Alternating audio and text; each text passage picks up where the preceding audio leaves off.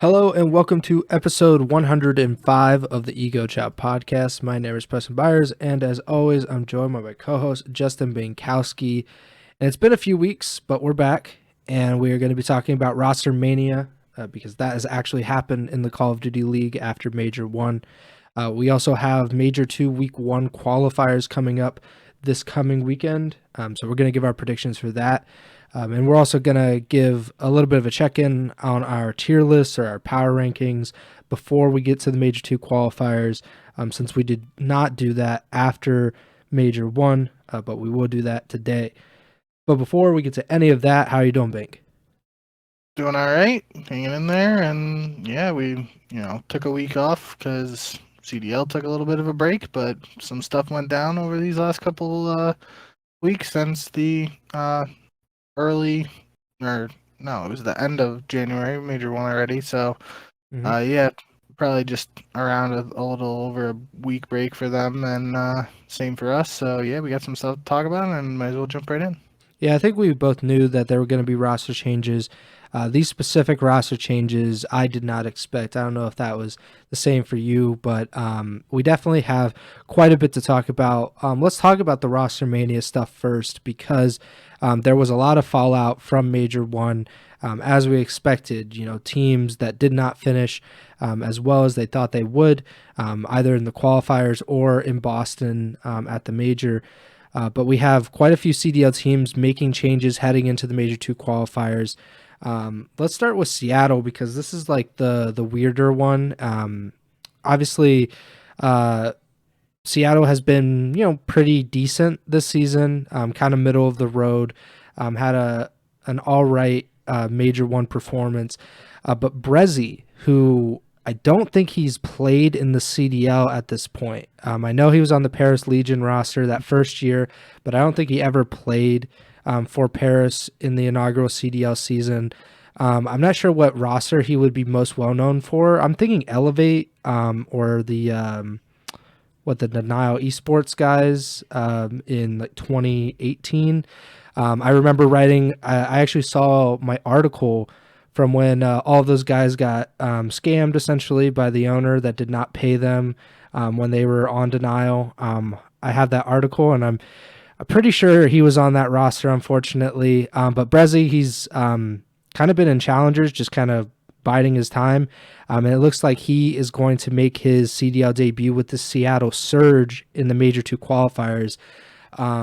This is most likely going to be in place of Illy, but that has not been confirmed by the Surge, and there really hasn't been any kind of communication around that. So what do you think about this move with Brezzy coming in and most likely Illy going out of the starting lineup? Yeah, I mean, I think it's tough. There's obviously at least a lot of speculation right now around what's going on with Illy, and if there's any potential like silent punishment or anything for any alleged Adderall use or whatever you want to speculate into. They were never going to get any additional information on that front, most likely. So for now, all we know confirmed is Seattle has signed Brezzy. They haven't officially announced a lineup change or anything like that, but it seems like from all the discussion in the community that it's most likely going to be Brezzy joining for Illy. Could be on a temporary basis if there's some sort of, Illy has to sit out for whatever reasons. But yeah, I mean, Illy played really well, and you could definitely make the case that he was probably Seattle's best player at Major 2 and so far the season potentially. So it's going to be tough for them to replace him with anybody. But the one silver lining, I guess you can kind of say, is Brezzy does have some chemistry already with Abuza. He was on a Challengers team last year, the one that's really hard to say, like a Wowo Bobs or whatever it is. Yeah. With Abuza, Lins, and Cobra. So there's some potential chemistry there that they could build on, especially we don't know exactly what's going on behind the scenes for Seattle, but you got to think like a rookie like Abuza coming over to the U.S. for the first time and potentially speaking on like a English roster for the first time, at least full time maybe after playing in EU, having someone like Brezzy who's played on some American teams and obviously has the French background that could help with the communication maybe a little bit, could maybe help with like mid-game comms in terms of translating what they're thinking, might help a little bit. Could also cause some confusion if they're mixing languages and whatnot, but it's definitely an interesting move, and we'll just have to see how it works. Like I said, it's going to be tough for anybody to replace Illy based on the way he was playing up to this point. But I am, happy for Brezzy because, like you said, he's kind of been one of those guys who was around the scene. He had that. I think he was on E6 at the end of Black Ops 4, and then he got the shot with Paris, but never played, like you said. And I know we talked about him as an option for like Paris, like when Paris was really struggling, we were like, one option the organization could go is down the route of like a full French lineup, and they could sign this, young up and coming kid named Hydra. I don't really know if you ever heard of him, but that was an option at the time. And then we threw out Brezzy's name too as a potential option there, and he had already been on the Paris team and just didn't get a shot, like you said. So now he is getting a shot, and will be interesting to see how it works out. Yeah, he was, before Hydra, he was the most promising French player, one of the more promising European players. I meant at the time. I didn't mean like all time, but for French, I think of Whalers. Yeah, well, Whalers is what, Valorant now, right? I think so. Yeah, and he's doing pretty well there. But yeah, Brezzy. It's just unfortunate the way things worked out. I think we both, during that first CDL season, were just kind of like, why assign Brezzy and not play him? Like they had like that all Australian roster pretty much, and I think or they had like a partial Australian roster with Kismet and Zed and all them, and they just had Brezzy sitting on the bench as kind of like their lone French connection, and they never did anything with it, which I thought was very odd. But I'm glad that he's getting this opportunity. Whatever is going on with Illy, we don't speculate. Like we'll speculate about roster stuff, but anything like that, that's out of our realm. So I hope whatever happens works out for him. But yeah, as far as like gameplay goes, like that's a pretty big loss if it is Illy going out of the roster, because he's been pretty good this year, especially S&D, which that's his strong suit. Seattle in particular has been really good in Search. Has been by far their best game mode. So if they take a step back in Search, that's going to be a really big blow to this team. They're tied for 5th in the CDL right now, tied with New York for 5th place. I think they lose that tiebreaker, but still, that's a pretty good start to the season. They're in a lot better position, I think, than every team below them. A lot of the teams below them also made roster changes or are going to make roster changes, I would imagine. So, all of that said, I'm really interested to see what Brezzy can do. Maybe, like you said, that connection with Abuza, maybe make him feel more comfortable. Abuza's looked very, very good in his rookie season so far. Maybe you can unlock even more of his potential by making him more comfortable with someone that can speak his language. Obviously, we talked about the Rambo connection with Rambo's French Canadian. It might have some kind of connection. So, pretty interested to see what Seattle does. Another team that made a roster change was Boston. Boston benched, or I believe just outright released Capstone. Correct me if I'm wrong. And brought in Asim, which that seemed. Asim being in the CDL, it seemed like it was going to happen at some point this season. I feel like he always kind of gets an opportunity, and rightfully so, because it's like it's kind of a cliche, but he's like a glue guy that we always say on the podcast, and he's been a really, really good player for several years now. And Boston had a very rough first stage or first part of the season. They went 2-6. They're tied for last right now with the LA Thieves. It does make a lot of sense to make a move. We've talked about how important online qualifiers are this year, with the increased importance of those qualifiers, with there being 2 more online matches per stage. So I'm really interested to see what ASIM can do. I think with that whole LAG situation that happened in the preseason where they were, they seemed like they were going to be on the Gorillas roster, and then at the last minute, they were kind of dropped and they had to play through challengers. I'm really happy that he's back in the CDL. Unfortunately, that does come at the cost of Capsule, who has had really unfortunate luck with Boston so far, because he had that rookie season where he got benched near the end of the year, and now he gets benched or released. I probably should look it up, but he's out of the starting lineup after just one major. So what are your thoughts on this move, ASIM in, Capsule out? Yeah, I'm pretty sure they did drop him because they have Pentagram as a sub, and I don't think Capsule is on the Breach Academy squad. So I'm pretty sure they just released him. But outside of that, yeah, I mean, I've sung ASIM's praises enough times on this podcast. I don't really want to be a broken record in that regard, but I'm excited to get another opportunity. Obviously you kind of mentioned the LAG situation earlier this year. Went down to challengers, he bit the bullet there, and just all he did was succeed there in the limited capacity that is challengers right now by taking that first title. So yeah, I mean, I think ASIM's a really good player. Hopefully he's able to bring the best out of Snoopy in terms of an SMG duo there.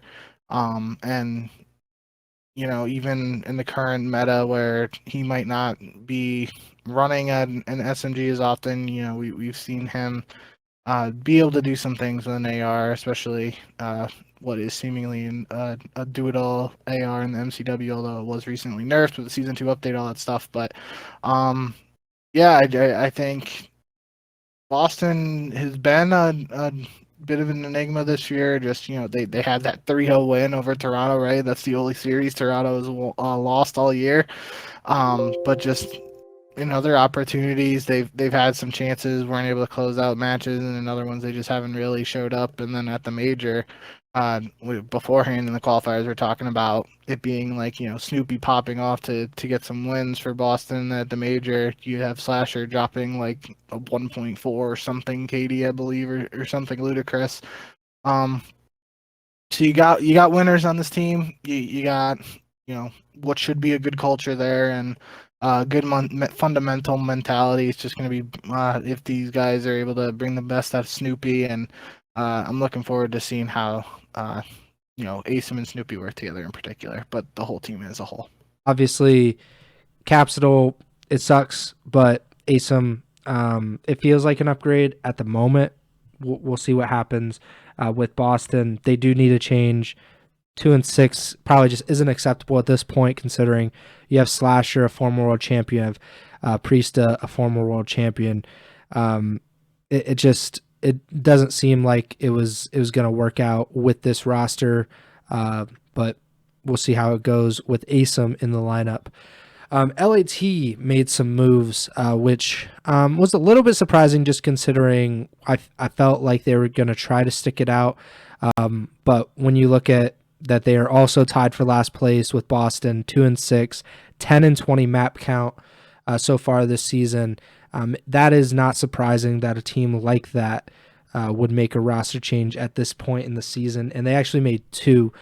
Crimp and Nasty are coming into the lineup. Cammy and Joe Deceives are going out.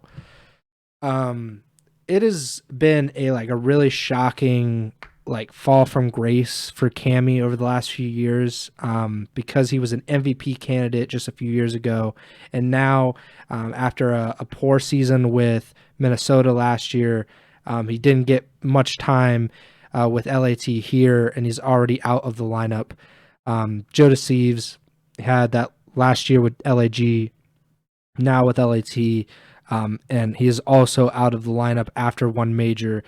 How surprising is that to you, considering we've been talking about LAT kind of in their rebuilding era, trying to build up this roster after having a championship level team the last few seasons? Yeah, I mean that's the biggest thing for me, right? Is that we kind of mentioned it last time, I believe, and we've obviously talked about it since it was mentioned by upper management at 100 Thieves, is that, if you told me LA Thieves was making one roster change, I'd have been like, all right, yeah, I can see that. But, not only are they making two player changes, but, the financial standpoint of that is what's the most surprising to me. Not necessarily like who is or isn't getting replaced, but it's just the fact that after we heard the organization saying like they're gonna try to cut back on spending and try to be profitable, all that, it's just a little surprising to me that they made two changes. But yeah, I just I don't really know what to think about this team. Kind of similar situation to Boston, like you said, but especially at the major where Ghosty really popped off in just that one series sample size, and um so building around him with another guy in Kremp, who kind of got a shot at the end of last year, but similar to Asim, was on that team with Asim that just won the Challengers event. So kind of talked about it too last episode, where these Challengers players have the potential to be a little bit further ahead on the latest update than the pros who were playing on the pre-season 1.5 update.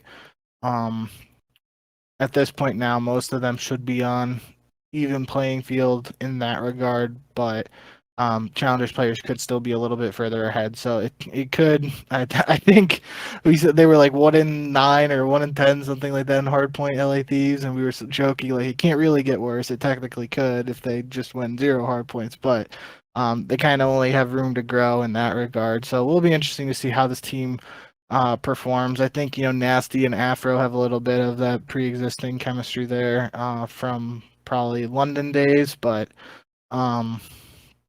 yeah, not really sure what to expect out of this squad on LAT now. Just a little bit surprised, to be honest, that financially they were willing to make these changes, and now it's kind of in a situation like if this squad doesn't pan out, are they just going to stick with it, or are they going to keep on spending to try and make additional roster changes? That's what I'll be interested to see. Yeah, 1-12 in hardpoint. They're pretty average in the other game modes. So it's really been how bad they are in hardpoint. That's been a big part of why they've struggled so much.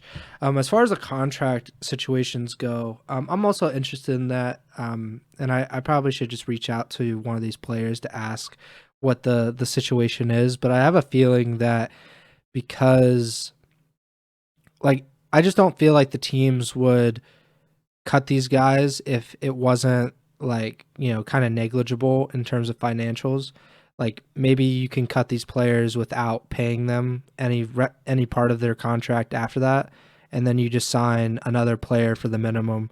So you're essentially replacing their contract at that point. I have a feeling that's how these teams are doing it, because it makes sense why you would cut them at that point, like why you would fully release someone like that, right? And then sign another player, because then you're just replacing contracts at that point. But if you bench someone, I guess it depends on the contract. Some players, I'm sure, have it built into their deal that they get paid, a certain amount while they're on the bench. I do know that it is a thing, or at least it used to be a thing, that guys would get a discounted version or like a smaller amount of their salary if they went to the bench, which I think is a ridiculous thing just in general, because you don't get to control whether you get benched or not. But that's just kind of how it goes. But yeah, I probably should just reach out to one of these guys and ask what their contract situation's like. Well, for the Thieves in particular, they straight up dropped Cammy, but they are keeping Joe DeCeus as their sub. They announced, and he went to the FaZe Clan Black squad, but he's still under contract technically. So even if that is a case where they're like quote unquote cutting Cammy's contract and replacing it, it's still they do have to be paying Joe DeCeus in some form. So the moves are an increase in how much they're spending on the squad. Yeah. I mean, that's really interesting, because and I'm more interested in LAT than other teams, because LAT has been talking about like the fiscal responsibility of trying to be, I think they're trying to break even with their esports teams in general. Yeah. So that's like a really big goal. I think it's pretty lofty for, like, I don't know how you get back like whatever it is, like $55,000 per player in the CDL as the minimum, I believe. that, 55 or, say $50,000 times 4 is 200 grand, plus you have to have a sub. So that's 250 grand. I don't know how a CDL team makes back 250 grand, like, because they don't really create a ton of value by themselves. I mean, this is kind of getting into the weeds, but I'm just really interested in that aspect of it. But we'll see how LAT does. I do think it'll be interesting just to see how. I think Ghosty is the player to build around for the Thieves, and I think that's how they think as well. And Afro is kind of like an interesting project because he had so much potential when he was with London. And now you bring in Nasty, like you mentioned, and there's some kind of connection. It's kind of like the Abuza and Brezzy situation where you're hoping like you put someone that has played around him before, maybe they can kind of tap into some of that potential. Crimp, I think he was pretty decent in his rookie year. I think he's 21 at the moment, so he's still a really young player as well. So that kind of fits into like the rebuilding aspect of LAT if they ever want, if they really want to commit to that part of it. But yeah, I think this is probably a move from LAT. Again, you're at the bottom of the league. I don't think that there's no reason to tank in the CDL. You don't get draft picks, so you should probably always try to win and try to be, putting out a good roster. But we'll see how it goes for LAT. Another team, another roster change, Miami. This one we saw a mile away because of the way things ended at Major 1. Miami went 0-6 in map count, got double first rounded after having a very impressive qualifier run.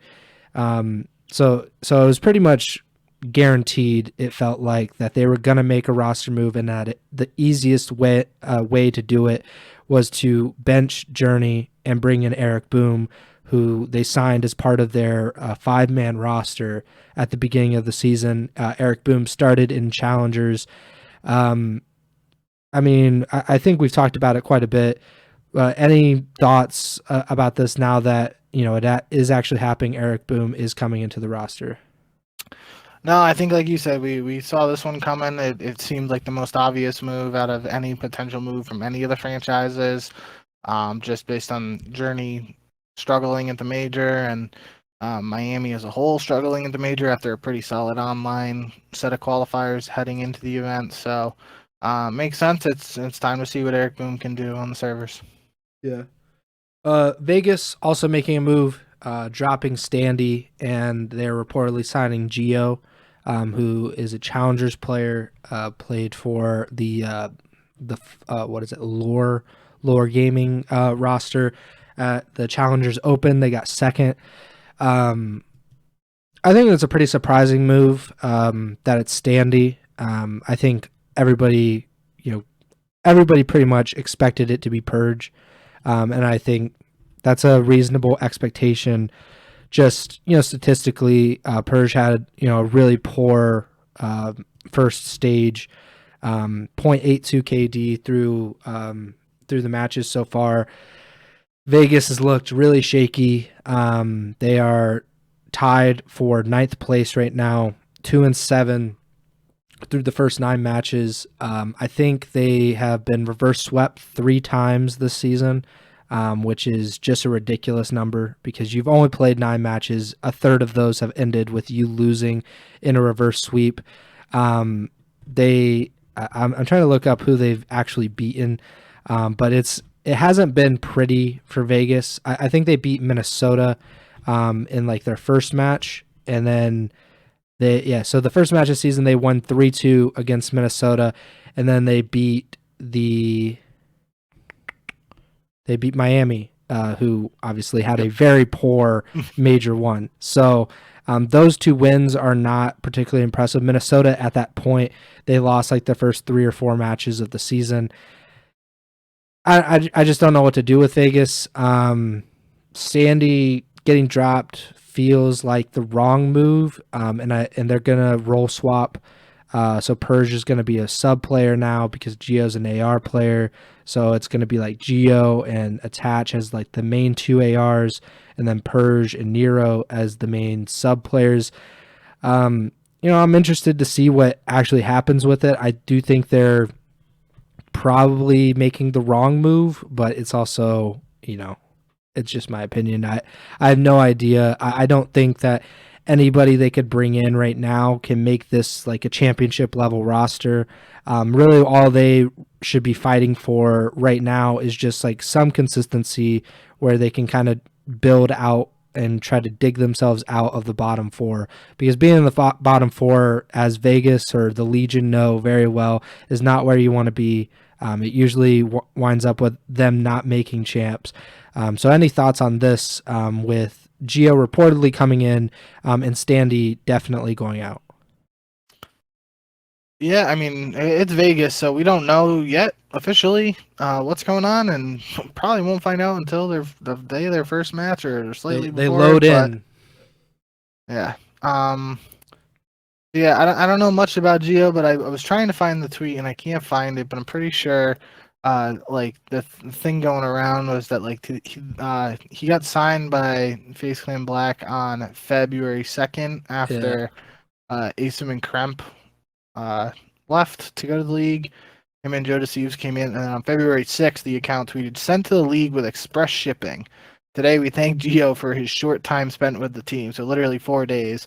And I'm pretty sure the tweet was like, it was literally like a scrim against Vegas where Gio just popped off, and then Vegas was potentially like, "Oh yeah, we got to get this guy." So I don't know what's going on there, but if that's how it works, like, shout out to him for, doing what it takes to, show Vegas he's worth a shot. So, yeah, I mean, I still think Standy's a really good player, so I'm not really sure how this move's going to boil down, but it is Vegas at the end of the day, like you were saying. So, going to be interesting to see if they're able to turn things around here, but I do not have high hopes for this roster at this point. I guess, similar to how we were talking about LAT's hard point, they really only have up to go from here. So, I do think as a whole, though, we saw more roster changes by different organizations than I probably expected, because it's technically 5 out of 12 rosters making changes to some extent. I probably would have guessed like 2 to 3 if you asked me a number after Major 1. 5 feels like a lot because it's literally 1 away from half the league. But yeah, I guess, we got all these changes, and now it's time to see if it actually works out. Some organizations in the past have been hesitant to make the proactive move like this after only one event. That doesn't seem to be the case this year, so we should get a decent opportunity to see if it'll pay off.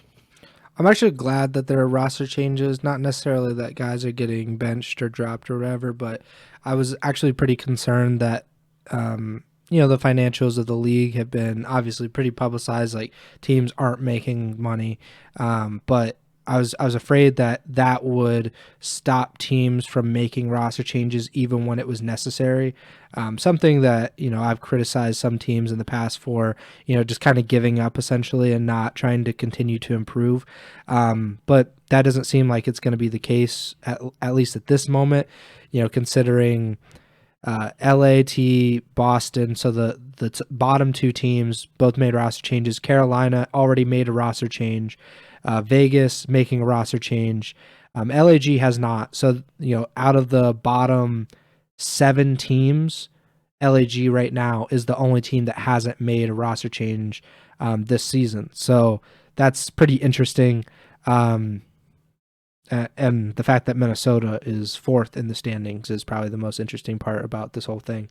But yeah, I think I'm glad that we're actually at a point where teams are like, okay, we do need to improve the team. We do need to go out and get a challengers player or some other kind of, we need to fix something, and they're not just letting it happen. Especially Vegas, Carolina, Boston, LAT, because there is like kind of a big gap between them and the top 8 right now. And that's not a good place to be in. Not CDL related, but retirement news. Two former COD pros announced their retirement, Sensor and Prestini.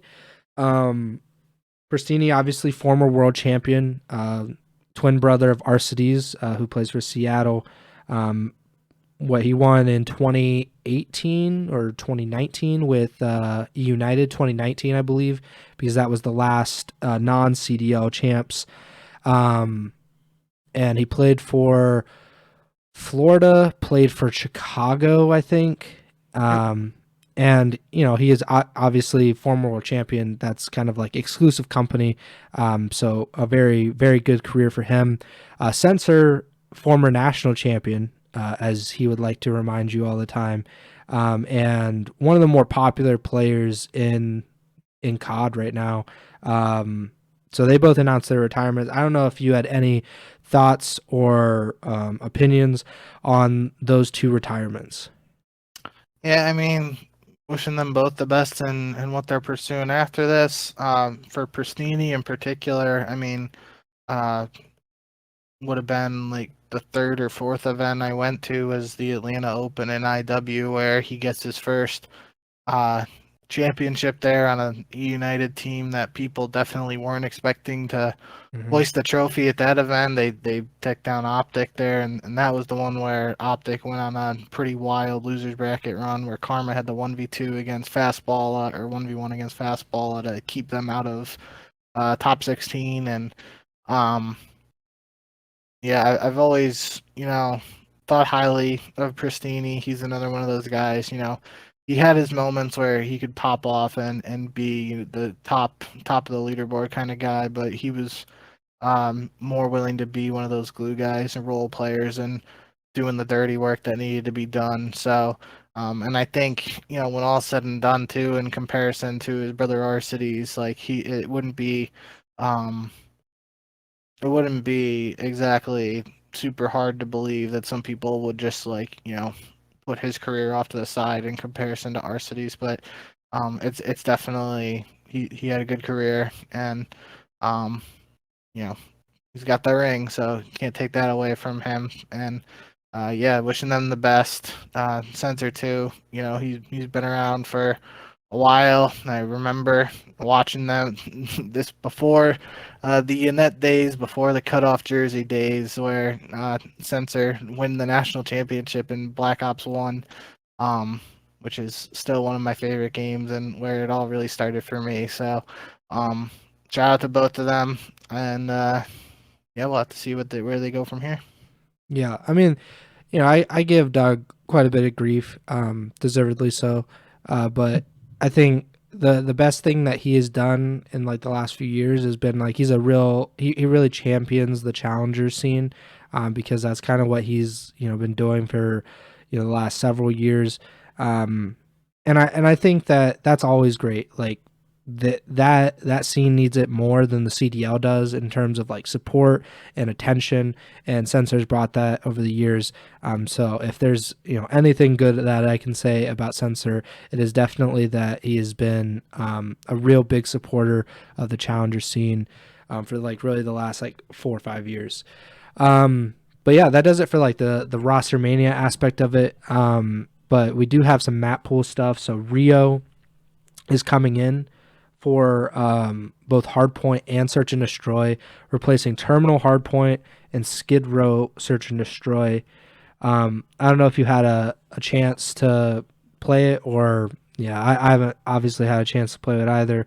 I mean, I hate Terminal Hardpoint, to be honest, so I'm cool with that. I do like Terminal Map. I think it looks cool, but I'm just not a big fan of Hardpoint on that map specifically. And then Skid Row Surge, I mean, I like Skid Row. I'm probably in the minority on that one, so probably not going to be too big of a fan. But I also don't get really caught up in the map changes. That's more of like a like a player thing. That's an experience. Like I don't like a lot of the maps, but like if they create more competitive, more fun, from a viewer experience, then I'm down with it. I'm assuming that's the same with you. Because you don't feel like you have a big, strong opinion for Rio either way. Yeah, no, I haven't got a chance to play it yet. From what I've heard from head Ego Chall correspondent Tremi, he seems to be enjoying it, and he's been playing wagers on it. And from what he's told me, his team's pretty good at it so far. So, if it's got Tremmy's stamp of approval, well, that's pretty hard to get in these days, and in the last few CODs too. So, could be in for a treat there. The other component to the map pool stuff is the season 2 maps. I think Vistas and Departure, or maybe it's Vista and Departures. I might have messed that up, but two new maps in the season 2 update won't be implemented in this set of qualifiers or major. They could be tested after this before the major 3. I think according to Spin a Spence tweeting that. So yeah, we won't see that changes, but more could be on the way. There's also a new AR and a new SMG. I'm forgetting the name. I think it was like a BP50 or Yeah. I think it's BP50 and the Ram 9 or something like that. Mm. They were both tested and they were banned in ranked play on release, and they're seemingly G8 almost immediately after. So probably not seeing them anytime soon. But I do know the MCW or ACR was nerfed. I don't think it was super drastic. I forget how Tremmy was describing it to me, but definitely a change there to the gun might cause a meta shift despite the GAs to the new guns. Could be seeing just a little bit more of the Rival 9 on, a more 2-2 even split as opposed to 3-1 or 4-0 in favor of the MCW. But yeah, either way, we got a new battleground in Rio there. Some potential weapon changes on the docket. Definitely some new rosters and definitely some new hardpoint hills too on a bunch of the maps that are existing. So almost almost feels like the start of a whole new season, really. But it's really just the start of the second set of qualifiers. Yep. Teams are really trying to improve before Major 2 qualifiers, before Major 2. And I'm loving it. More roster changes, more RosterMania is always it's not always good for the people involved, but it's good for, the drama aspect of it. Let's do, before we get into our predictions, because it kind of leads into the predictions, let's do our tier lists, our power rankings. I'm going to pull up the standings on the screen, and we can just go kind of off of that. I don't, we are in agreement that traditional power rankings kind of stink. Trying to rank 1 through 12, I think is very difficult, especially when you get to is 10 really better than 11? Like who cares that much? Especially, we've only had, for some of these teams, they've only played 8 matches because they only played 1 match on LAN. We don't really have a great deal of sample size to deal with right here. But I think for me, kind of the way I would tier it right now, I think 1 is Toronto definitively. Like they're in a tier by themselves at this point. Yep. I would put FaZe below them in a tier by themselves in 2. And then I would put in that third tier, Optic and New York. And I would put them together. And then after that, it's kind of like up in the air because, like we illustrated earlier in the pod, pretty much everybody else made a roster change aside from Minnesota and LAG. So, more than half the league has made a roster change at this point. That makes it very difficult to kind of decide or decipher who's actually going to be competitive, who's going to be at their best going into the Major 2 qualifiers. But I would put in that 4th tier below Optic and below New York, I would put probably Carolina, Minnesota, Seattle, and maybe LAG, and they are just in a tier by themselves because Carolina actually looked pretty decent at Major 1. They are looking better. They look like they are progressing with TJ and Fellow. So, and I have no idea what to make of any of these other roster changes, and I think that's why I would put a lot of them in the same tier. I would just give like Seattle kind of a bump in that regard because I feel like they're a better team than a lot of those other teams. So maybe the baseline is higher. But then I would put like LAT, Boston, Vegas, and Miami. I would just put them all in another tier below that as kind of like an unknown to be determined kind of thing. At this point, it's just like impossible for me to figure out if Miami's going to show up because I do think they just had a really easy schedule and they kind of took advantage of that in the qualifiers. And then I don't know how much of an improvement Eric Boom is. I'm not saying like, Eric Boom is not an improvement, but I know next to nothing about him other than that he's Spanish and that he played in Challengers. I think he got third at the Challengers Open. And then, like you, I don't really know a ton about Gio except, what he did in Challengers recently. And then Boston, LAT, I don't like they played really poorly in the first part of the season. And are these roster changes going to be enough to kind of lift them out of how badly they did in the first 7, 8, 9 matches of the season? I don't know, so I would put them in kind of a tier below. You were kind of surprised about that, so I'm interested to hear kind of what you're thinking in terms of the tier list. I was surprised by the Carolina one, to be honest. I mean, I do agree they played a little better at the major, and in theory, with more time and especially with more reps. In Search and Destroy, which is something they admittedly said they weren't able to practice a lot. But they have the players on the team with a S&D pedigree to turn that around there. Yeah, I could see. I mean, the difference between Carolina, in theory, being in like the final tier or the one above it isn't a huge difference. But Yeah. in my head, what I was thinking, without putting a ton of thought into it, was Toronto, like you said, S tier on their own. I would then do A tier, Atlanta and Optic together in that second tier. Then in like B tier, I would put New York. I think you have to knock them down out of that A tier or the quote unquote top 4, even though they would technically be fourth in this regard, just based on the performance at the major.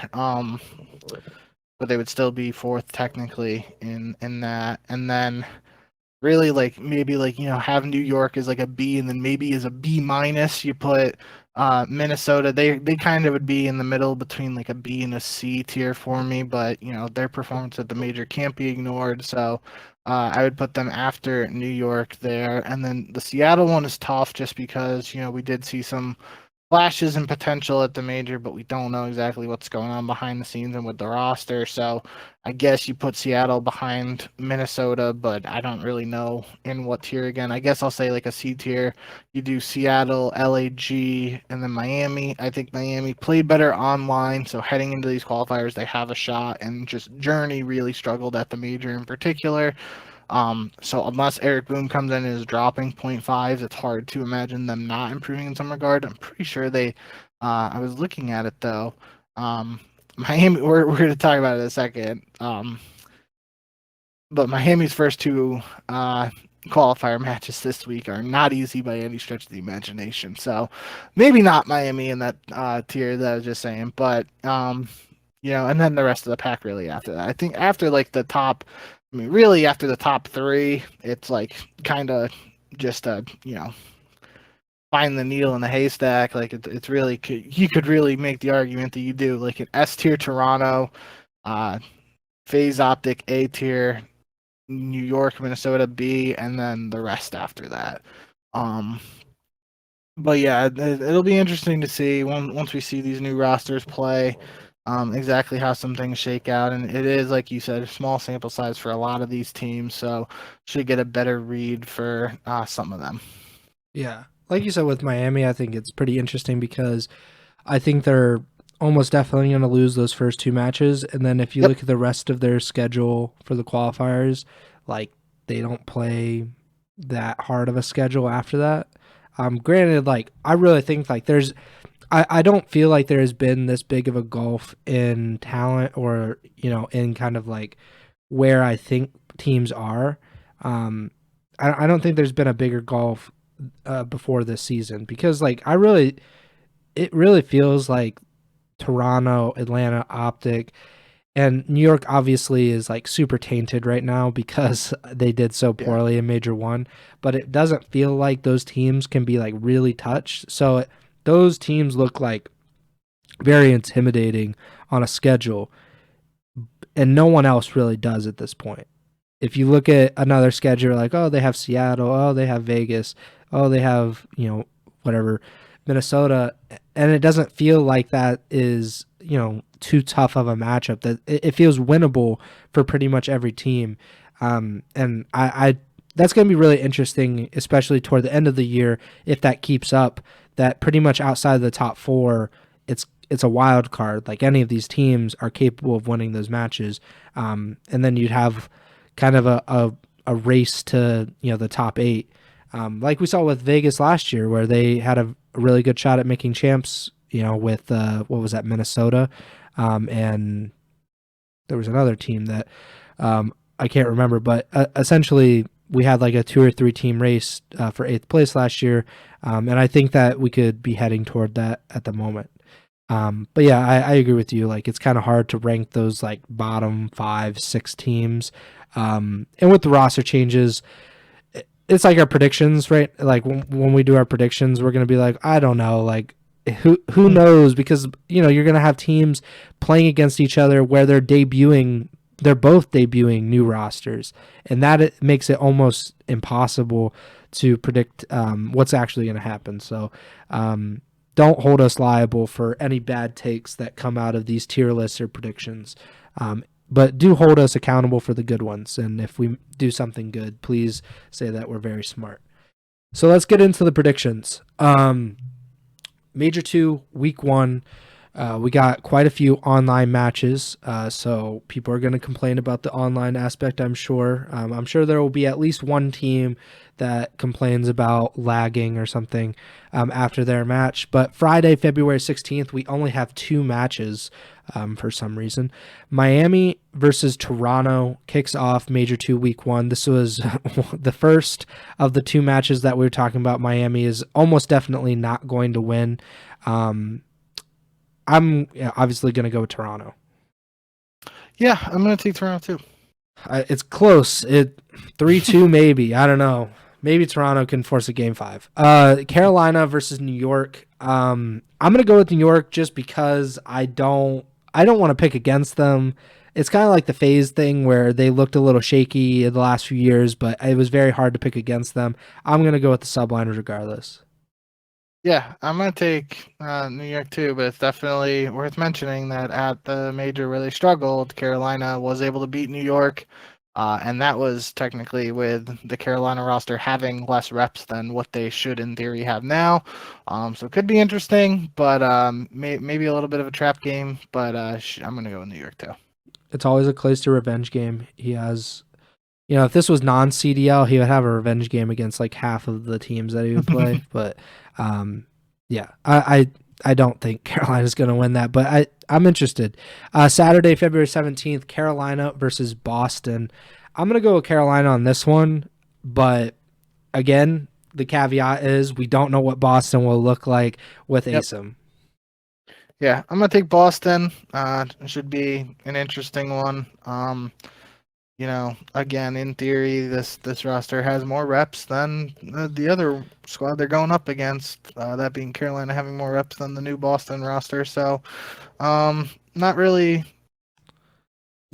super favoring either squad, to be honest, but I'll take Boston here. Atlanta versus Miami. Gonna go with Atlanta. Yep, FaZe up. That is a horrible way to start your CDL career for Eric Boom. I mean, hey, like Snoopy last year going up against Optic first round of champs in his CDL debut. And there's some definitely tough ones in there, and this is one that will go down. It's like, when NFL teams decide that they're going to finally start their rookie quarterback, and then they start him against like the Eagles or the Chiefs or something. It's like, chill out. Like, put them out there against like the Commanders or something. Give them an easier game. Last match of Saturday, New York versus Seattle, Brezi's debut.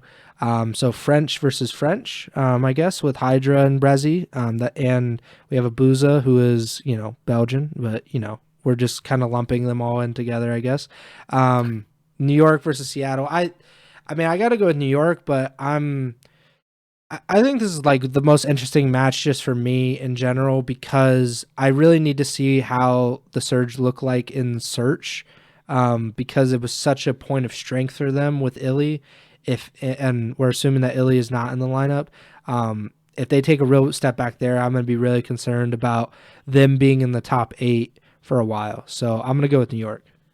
Yep, I'm going New York too, but yeah, like you said, definitely interested to see first off get confirmation of who Brezzy's playing for, if he is in fact entering the starting lineup, and then seeing how that squad performs, even if it's against a team like New York. Which, I mean, hey, you're gonna play New York in a debut for a new roster. You probably want to play them now as opposed to like the end of last year where they were on a hot streak. Even though this squad's got Sid, but either way, potentially a tougher matchup on paper than just the way New York is playing coming into it. But either way, I'm going to take the Silverliners here.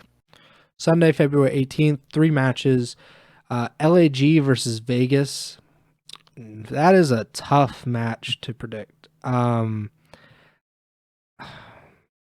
This is like, what did we say? This is like the Preston Bowl or something like? Yeah. It is. This is the one you didn't get to pick, and Tremy picked for you. This is the real Super Bowl Sunday. We need to have a halftime show for LAG versus Vegas. I'll go with Vegas. Maybe like a honeymoon period for Gio. Reportedly. So I'll go with the Legion. Yeah, I'll take LAG just because they've shown us flashes at points this year, especially in the Major 1 qualifiers at times. So I'll go with the known quantity. I'm not a huge fan of picking either team, but at least know what LAG is kind of capable of at this point. And we don't even technically know for sure what Vegas' lineup is. So yeah, give me LAG here. Yeah, I'm rooting for chaos in that match. Really. Minnesota versus Toronto. I mean, we have to go for the Ultra at this point. Yep. And Optic versus LAT. This is the HBR Classic, as it has been known. Optic, of course, but you never know. LAT is literally making a half-team roster change. So, and Optic they were not the greatest online team in the Major 1 qualifiers. So it could be an upset for LAT. This could potentially be. I don't think they played in the Major 1 qualifiers, and they wouldn't have played at the Major. I remember these HBR Classics. This is potentially Kenny's first time playing against LAT. Yeah, that's true. So that's interesting. And there was something I saw it on Breaking Point when I was scrolling through. Let me see if I can find it again because it was pretty funny. Is that like Kenny was playing 8th, or maybe it was ranked or something, and he was talking about like Kremp, and Kremp got a kill on him, and Kenny was like saying like, "Oh, you're trash. You'll never be in the league again." And then like 2 days later, LAT picked up Kremp. So I thought that was a funny one, and yeah, there could be a little bit of trash talking in that matchup. But yeah, end of the day, I think this is one Optics should take. Yeah, that is a really weird, and it seems factual, the stat that Kenny has never played against LAT, because he's been on LAT the whole time LAT's existed. Because first year of the CDL, he was on Optic Texas or Optic LA. Yeah, and then he was on 100 Thieves. So has he ever played against 100 Thieves in general? Because he was on 100T in Black Ops 4. So did he ever play against the prison 100 Thieves, like in Black Ops 3? No. He was like 14, right? he was 16 or something, yeah. But the fact you just said the prison LAT. I mean, everyone knows what I'm saying. I mean on that, though. I don't know if everyone does. Well, look up 100 Thieves 2015 jersey, and you'll see Aches in a mugshot, and it's bad. It's a big turnaround for 100 Thieves to become the fashion team in esports after having literally the worst jerseys of all time. But yeah, LAT versus Optic. we're going to both go with Optic. Pick 'em for this year has been quite tight, except Trim, literally has not won a single prediction this entire season. So hopefully he picks it up. But you're 39-21. You did pretty well at the major. I'm 40-20. I've kind of cooled off from having like my Nostradamus period to start off the season. And then Tremor is 0-1 this season, so he will have to pick it up. He is always welcome to send in his picks if he wants to do that. I'm just gonna keep him here at 0-1. We're gonna see how long it takes him to notice that we're mentioning that he's 0-1 in every episode. But yeah, that about does it. I think we covered everything. But please enjoy the matches that obviously are coming this week. Hope you all enjoyed the Super Bowl this past weekend. I was rooting for the Chiefs, so I did enjoy it. And I hope you enjoyed the halftime show. And I'm happy to announce that Beyonce will be doing the LAG versus Vegas halftime show. I don't know. Ooh. Yeah, you're paying for that? No, Vegas is. They're notoriously they love to spend money. So Vegas will be footing the bill for that, and then she'll be doing a residency at the Sphere. But yeah, that about does it. 5-star rating on Apple Podcast. Please like and subscribe to the YouTube channel. Wherever you're listening or watching on, please try to support us, and please try to follow or subscribe to the podcast feed or to the YouTube channel. And I would really, really appreciate it. Follow us on Twitter at jbink with 2Ks, at Preston Byers, and the podcast Twitter is at Ego Chall Podcast. We'll be back next week to talk about all of the matches that we just gave our predictions for, and then we'll give predictions for week 2 of the Major 2 qualifiers. And then Major 2 is just right around the corner, which is kind of crazy to think about because it feels like this break has been really long for some reason, maybe just because there's been so much going on in terms of like traditional sports, because we had like the playoffs and obviously the Super Bowl.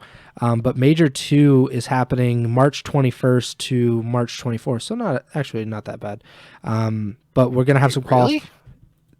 Yeah, that's what it says on COD Gamepedia. Wow. I mean, that's a month of qualifiers. That's why there's fewer. Yeah, So there's 5 weeks of qualifiers. I think I remember them announcing that now. Yeah, I actually thought it was the 2, opposite. I thought this was the like 3-week one, but guess not. 4. Yeah, it's 5. Yeah, 5 weeks of qualifiers. Wow. Guess we're gonna be doing a lot of online predictions. So Tremmy, get your picks in. But we will be back next week. Talk about our predictions. Talk about the matches. We'll get to see all of the teams that made their roster change, kind of give our first impressions of how they did online. But yeah, that about does it for me. Bink, take it away. Yep. Short and sweet. Thank you guys as always for the support. Looking forward to seeing the action this weekend. New map, new Hardpoint Hills, new rosters, all that good stuff. So hope you guys enjoyed the show tonight. Tune in next week whenever we're live to hear the breakdown of all the new stuff going on. And until then, remember to send the chow.